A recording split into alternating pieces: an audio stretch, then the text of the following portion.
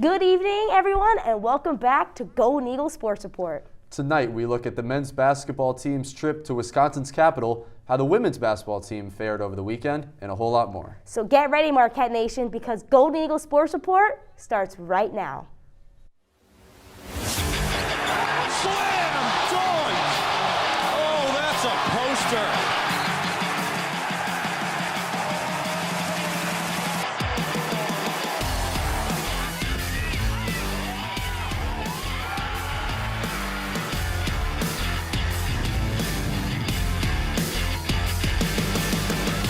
From the Jeannie Hayes Virtual Studio at Marquette University, this is Golden Eagle Sports Report. Marquette gets the rebound, and the champions have gone down!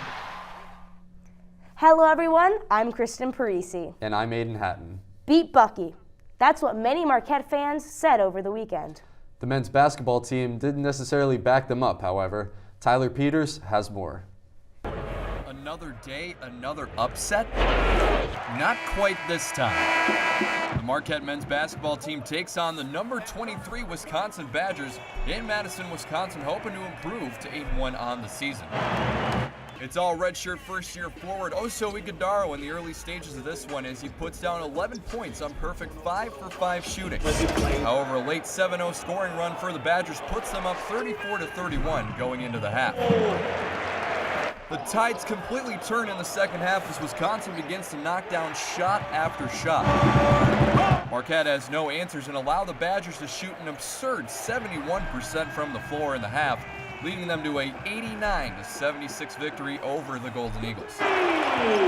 We were able to get a lot of things in the paint. I haven't seen a shot chart yet, but, I think we had a lot of high percentage shots, and that when you play inside out, that helps. What did the Badgers do to get the offense going, one might ask?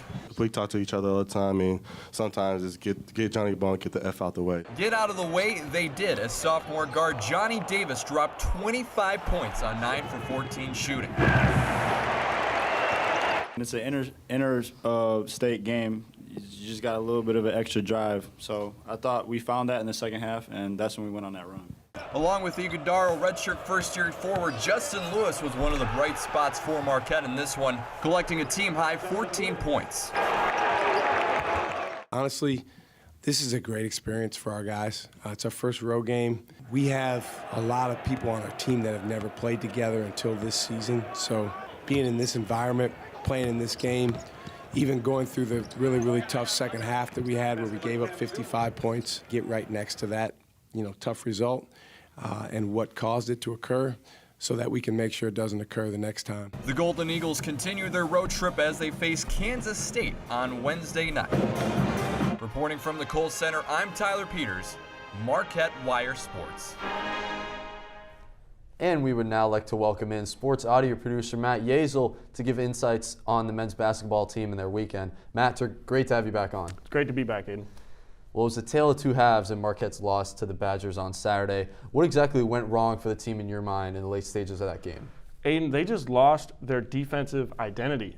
With Shaka Smart and this new team, one thing they're stressing is the defense, and in particular, the press defensively. Shaka Smart's famous for it in his coaching career, and that press just did absolutely nothing to phase the Badgers at all. It forced maybe one turnover throughout the entire game, and in the second half, the Badgers shot more than 70% from the field. They got scoring from a lot of different guys. Obviously, Johnny Davis led the way with 25, but you also had Davison with 20. You had Chucky Hepburn and Stephen Crowell, two other starters, with 15. So when you have scoring coming from so many different areas from the Badger side, and then just not the defensive game plan for Marquette not going the way they expected, it just resulted in the second half really getting out of hand quickly and them not really having a chance to be able to come back. Well, despite the loss, we can look at the bright side as first-year forward Oso Ighodaro had a solid performance. He put up 11 points. How have you seen him improve as the season has gone on? Oh, tremendously improvement from him from last season, where we didn't really get to see him play at all, really. His first year last year, obviously under then Steve Wojciechowski, he just didn't really get a lot of playing time, so we didn't know what to expect from him this year. But he has played a very prominent role, playing essentially the same amount of minutes as Kirk Weth, although Queth obviously getting the nod in the starting lineup and obviously having an impact in terms of blocks more so than Iguodaro. But rebounding-wise, he's second on the team with just under 5 a game. That's had a big impact. And then scoring-wise, the last few games, he's really taken advantage of a lot of opportunities down low. He had 3 dunks in the first half that really energized the team a little bit and kept them in the game in the first half. So I expect a lot more from Iguodaro as this season goes on, for sure. Hopefully he can keep his momentum going as the Golden Eagles face a gauntlet of a schedule. They face number 4 UCLA on Saturday. Do you think they have any chance to pull off the upset? And if so, how do they do it? Well, you mentioned the gauntlet. That's not even the first part of it. Wisconsin was, obviously, but tomorrow night they're playing at Kansas State, another road game. I think there's a lot of concern there. And then after UCLA, they got some tough opponents as they start conference play.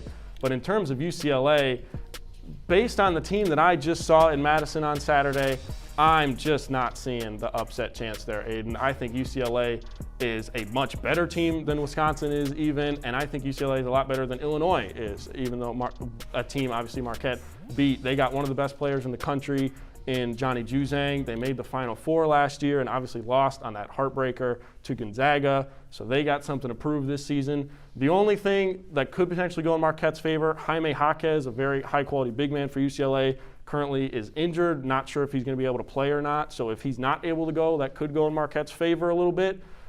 And I think obviously a hyped-up Fiserv Forum could potentially make the game close. But based on the team I just saw, I can't say Marquette's going to pull off a huge upset. It would be over an elite team. Well, we will see. As always, Matt, great stuff. Appreciate the time. The women's volleyball team returns to the NCAA tournament after missing out last season. We'll talk about that and more when we come back.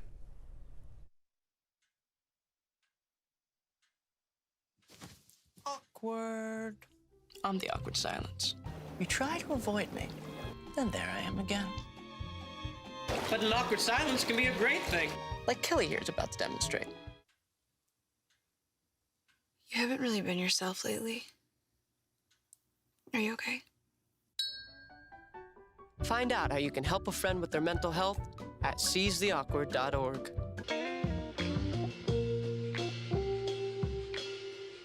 After you joined our family, it was like, I really do feel complete now.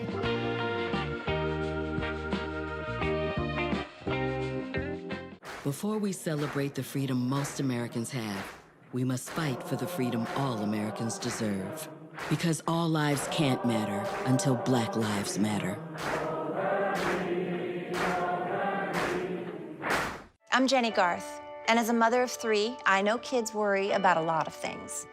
Getting enough food to eat shouldn't be one of them. But here in America, that is a real worry for 1 in 5 children. This is unacceptable, and something Feeding America is working to solve. Through a nationwide network of food banks, Feeding America serves virtually every community in the United States, including yours. See how you can help your community. Visit feedingamerica.org. Together, we can solve hunger. Together, we're Feeding America. Roll over. When you adopt a shelter pet, you discover all the things that make them unique. And your mother. They're a little bit of a lot of things, but they're all pure love. Every day, Millions of people are connecting. Father, cosplayer, mentor, actor. It's time we take a step forward, come together, and discover how accepting our differences can make us stronger.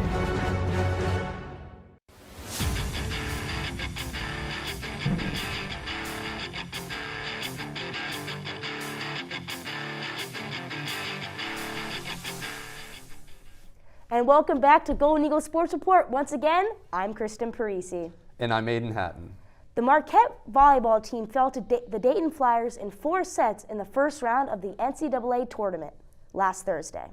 Graduate student middle blocker Savannah Rennie had a team-high 14 kills in the match. Taylor Wolf also had herself a nice afternoon, putting up her 8th triple-double of the year. Along with Wolf, only one other player in the nation has completed such a feat this season. Rennie, Wolf, Hope Wirch, among others, will not return to the team next season. The women's basketball team had an eventful weekend, tipping off the start of Big East Conference play. The Golden Eagles played a Sunday afternoon matchup against the Butler Bulldogs. I was there to cover the action. An afternoon of career milestones.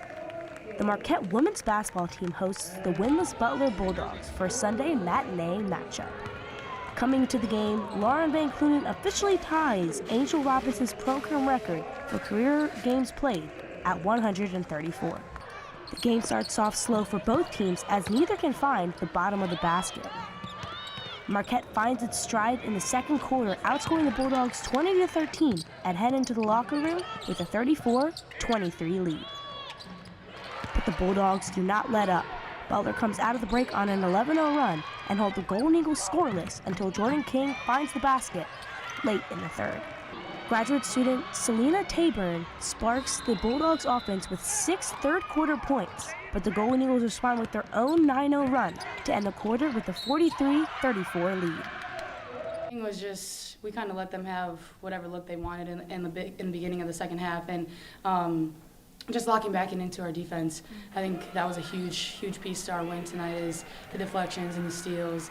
So I think, that was the biggest thing, is just getting back into our activity on defense. It was all Golden Eagles from there as they cruised to a 59-45 victory and remain undefeated at home with help from graduate student Carissa McLaughlin and Lauren Van Clunen, who both chip in with 15 points. It was a very difficult challenge and just a hard-nosed, grind-it-out type of game.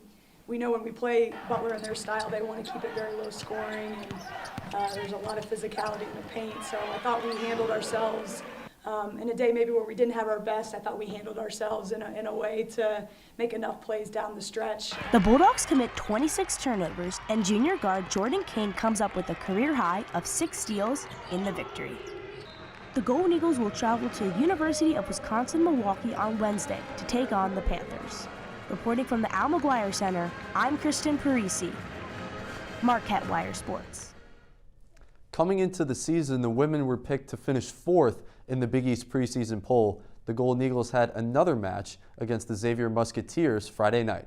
Were they able to go 2-0 to open up conference play? Molly Gretzlock has the answer. As the month of December is upon us, so is conference play for Big East women's basketball. The Marquette women's basketball team welcomes Xavier to the Al McGuire Center on Friday night. Just overall thrilled for our team bouncing back from a tough game down in Florida against Georgia. I thought we had a great week of practice. The game starts with a 60-4 run for the Golden Eagles. Junior guard Jordan King tallies 7 of those points, and the quarter ends with a 25-13 lead. Just really great to see Jordan being aggressive, made a lot of different types of shots, hit a couple threes, got to the rim. Marquette continues its success into the second quarter, adding on 19 points and going into break with the largest halftime lead of the season, 44-29. Everyone had that mentality of just fulfilling their role, being aggressive, getting a lot of paint touches, and just doing what we do, no hesitation. The Golden Eagles cruised through the second half, ending the third quarter with a 62-34 lead. The final quarter ends as Marquette only gives up 14 points to Xavier, claiming a 76-48 victory. I just thought they rose to the challenge. Our coaching staff got into them a little bit, which was awesome that our team responded. Lead scorer, graduate student Carissa McLaughlin, goes 5 for 5 on three-pointers and racks up a game high of 20 points. It means a lot, just knowing it's helping my team be successful, fulfilling my role of knocking down threes, especially coming off a little drought, finally seeing the ball go in the hoop. Sophomore forward Liza Carlin records her first career double-double on the night with 14 points and 11 rebounds. I thought Liza had great response from the week in Florida. She was really disappointed with how she played, and it's awesome when your players come in and they're hungry to know what they can do better. Marquette now prepares for a fast turnaround, hosting Butler in a 2 p.m. tip-off on Sunday. Reporting from the Al McGuire Center, I'm Molly Gretzlock, Marquette Wire Sports. And joining us now is women's basketball beat reporter Ava Mayers. Ava, thanks for coming on the show. Excited to be here. And prior to the 2-game homestand, Marquette traveled down to Florida and lost to number 21, Georgia. And they lost 70-45. No offense was seen to be found. So what adjustments did you see the team make from that loss to help with their success over the weekend? Well, when we start by looking at Georgia, it was a really sloppy start for Marquette, which allowed Georgia to really dominate both sides of the ball and go on these large, high-scoring runs. And so now looking past over this weekend, we saw Marquette really improve offensively, especially in the turnovers. They finished Butler with just 4 turnovers, and that was really important for this team. But even just equally as important, head coach Megan Duffy said how mentally to adjust was super crucial to their wins this weekend, because like take Liza Cartlev, for example. She went 0 for 7 in the field in Daytona, and then to be able to come play Xavier and get her first career double-double is all about the resting, refocusing, and recovering, and that's what Duffy leads this team on. And you talk about that hot offensive play. Graduate student Chris McLaughlin went 5 for 5 in the game against Xavier, and she was also named to the Big East Weekly Honor Roll after her strong performances this weekend. So how important is she to this team's offense as she comes from Purdue? Well, anyone just watching a Marquette women's basketball game can see how valuable of a player she is to this team. And like we mentioned, the 5 for 5 from beyond the arc, that's why she was such a key player for Purdue. I mean, she was the lead 3-point scorer in a single season. So to have her bring that skill to Marquette is extremely important. But even beyond that, her role for this team, as we just saw in the package too, that she really is such a selfless player. She plays for her team, with her team, and that is kind of the foundation that Marquette's basketball program is built on, and that's what the kind of program that Duffy runs, and she fits right into that. And obviously that leadership that she has is vital to this team, as Marquette will travel a few miles north to play crosstown rival the University of Wisconsin-Milwaukee tomorrow night. How can they keep their momentum going in order to snag a 3-game winning streak? Well, to start, they have to keep being able to out-rebound their opponents, and which they have done successfully for the past consecutive 7 games. And to do that, and also limit Milwaukee's top scoring player, Megan Wallstad. She averages about 15.8 points per game and 8 rebounds. So to be able to really contain her is going to be a key factor.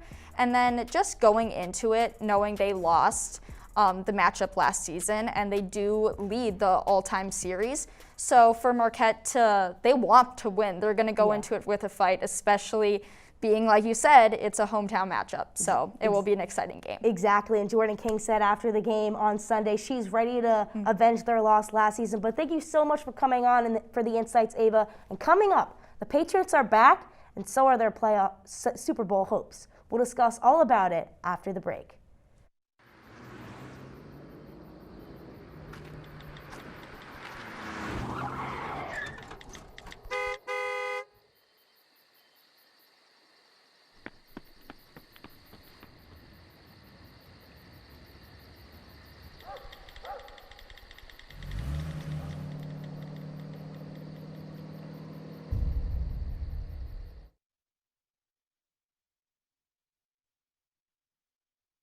Before we celebrate the freedom most Americans have, we must fight for the freedom all Americans deserve.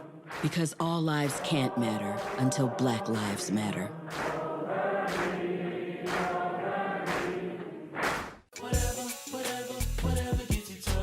There are a lot of ways to reach out to a friend about their mental health.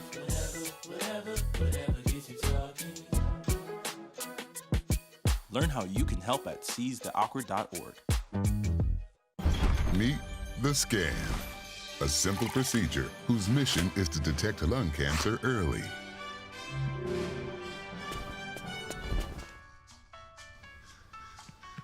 I'm here to save you. But I feel fine. That's great, but you may still be at high risk for lung cancer. Oh man, that's a new fence. If you smoke, early detection could save your life. Learn more at savedbythescan.org. It all can get so out of control. Sometimes you can lose your faith, you can lose your mind, lose your grip, get stripped of your pride till you don't know how you're gonna stay alive. Hey, hey, I got you. I will give you what you need, and I'll be right there. I got your back. I got you.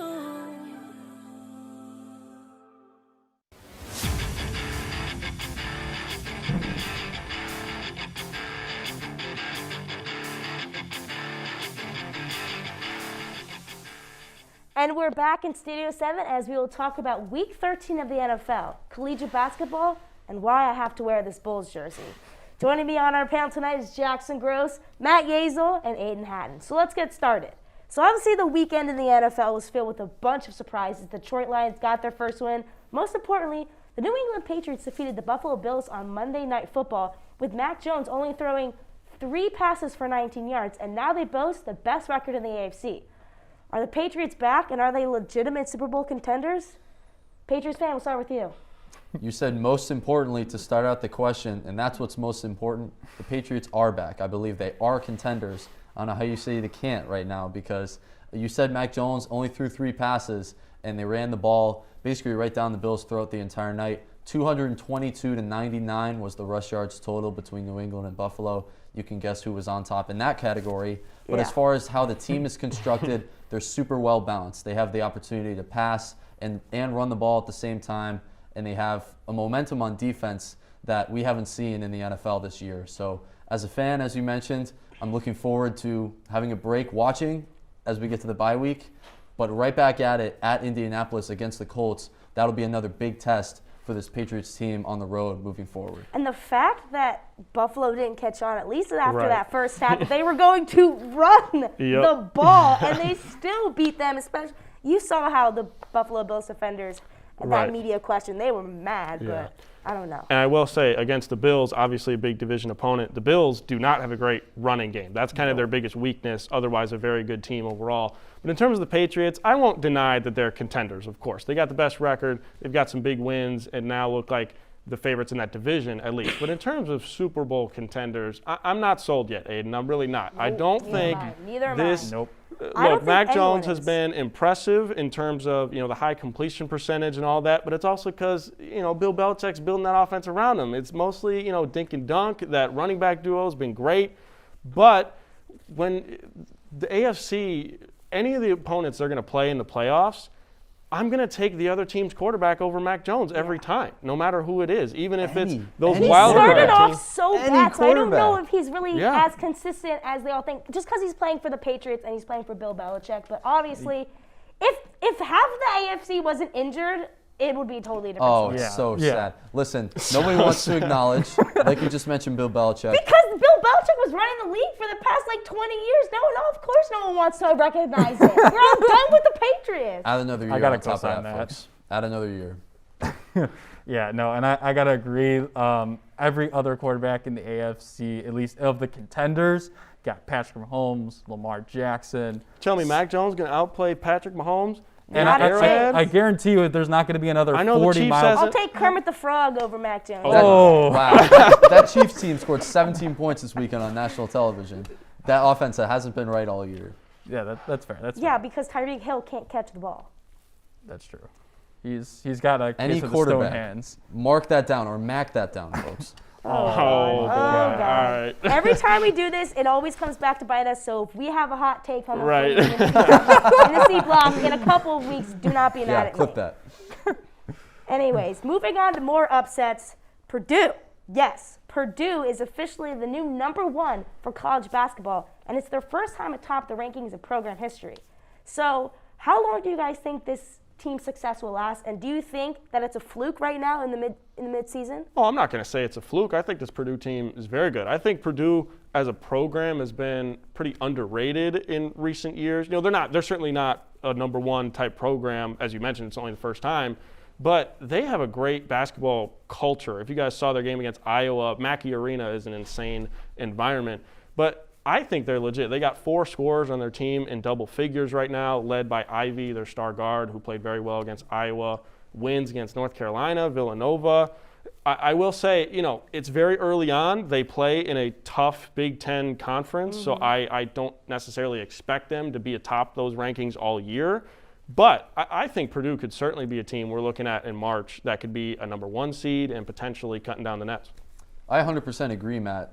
The first thing you said about being sort of well-foundationed, with Coach Matt Painter, you look at this entire top 10 right now since that new poll just came out with Purdue being #1. They're well coached by Matt Painter, and when you go down the list, basically 1 through 9, I love the coaching. You have Gonzaga, they fall to number 5 after the loss to Alabama. Oh, but that you was have tough. both of those great coaches, Nate Oates, Mark Few. The top 4 right now, you have Duke, obviously Mike Krzyzewski. Did you hear it's his final year? You have UCLA coming to town. Didn't know. You have UCLA coming to town this weekend with Mick Cronin. And you got Jay Wright up there with Villanova. And then reigning champion Baylor, they jumped to number 2, obviously with the Duke loss. Scott Drew is also another great coach as well. So a lot of great coaches around this top 10 in the poll right now. Yeah, and I mean, I was able to catch some of that Purdue and Villanova game, and not only were they able to play outside with Ivy, like you said, Matt, but they also to play on the inside. They dominated, especially down the stretch of that game. They dominated Villanova inside. So when you have that synergy of playing on the outside and on the inside, you're such a dangerous team. It's tough at this point to say whether they can keep that up because we're just hitting December, and there's a lot of time until March, and we've seen at least one seed fall at some point. We've seen a bunch of other UMBC. Oh yeah, Maryland baby, put them on the map. Put them on the map. But yeah, and we've seen other teams, high teams, lose in the tournament early on. So it's gonna be interesting to see what. Also, can Big do. Ten, not a great year in the tournament last year, despite how good they looked in the regular season. Yeah. So Illinois apparently was supposed to go all the way. Half the time, I'm gonna be honest here. Personally, I don't care what the rankings say because half the time they're wrong and half the time they don't mean anything. Gonzaga lost to Alabama. Duke lost to Ohio State, and half the time in March you can never get your bracket right. I mean, there'll be a Loyola Chicago again this year. But anyway, switching over to the NBA, and the reason I'm wearing this jersey, I'm a Knicks fan. Andrew Amuzu is a Bulls fan. We made a deal at the beginning of the season. Whoever wins, because they're playing each other 4 times, whoever wins, the losing team and the losing fan will have to go and wear the opposing player or the opposing team's jersey. Obviously, if you caught GSR a couple weeks ago, Andrew was wearing a Knicks jersey, Derrick Rose. I'm happily wearing the greatest player of all time, Michael Jordan's jersey. But anyways, we won't get into that. But going off of that, the Bulls did collect a pair of close wins against the Knicks, even though they almost blew it, and the Nets, as well as a victory against the Nuggets last night. Is it safe to say they're back and they're the best team in the Eastern Conference? Yeah, I would say so. And before I get into it completely, you look great in that Bulls Yeah, jersey. we're not. I just have to say it off there. Because Michael Jordan. I have a profound love for Michael Jordan, I thought even Knicks though fans hate Michael Jordan. Okay, but I can respect him as a player. I hate him on the enough. Bulls. I can't say that I can respect Tom Brady as a player. Hate him on the Patriots. Fair enough. Just Fair saying. enough. Gotta respect the game at some point, everybody. But yeah, no, I would say the Bulls are back, baby. And I mean, they've took the season series against the Nets. They still got one more game against the Knicks. That did concern me when they blowing that second half lead, but yeah, that did. That kind of subsided with that game on Monday against the Knicks. No DeRozan, no Caruso, no Javonte Green, no Kobe White. And I know the Nuggets are still missing a couple of guys, but to go out there and get a really solid home win and really limit Nikola Jokic, the reigning MVP, that was really impressive. And DeMar DeRozan, best fourth quarter player in the league, and well, I don't think he'll. I don't hot think. Take. Not hot hot take. Leading scorer in the NBA in the fourth quarter, had 18 against your Knicks to close that out. I will back you up on this. The prettiest spin move. I know it was only on Evan Fournier, but the prettiest spin move on a mid-range Dude, don't jumper. talk about Breadman like that, okay? He's a good scorer. He's not a good defender. I will say that. Yeah, but that's half the league, dude. That's half the league. That's fair enough. I'll back you up half the league. on DeMar DeRozan, Jackson. If you put in a first-team All-NBA ballot, it's either him or Devin Booker at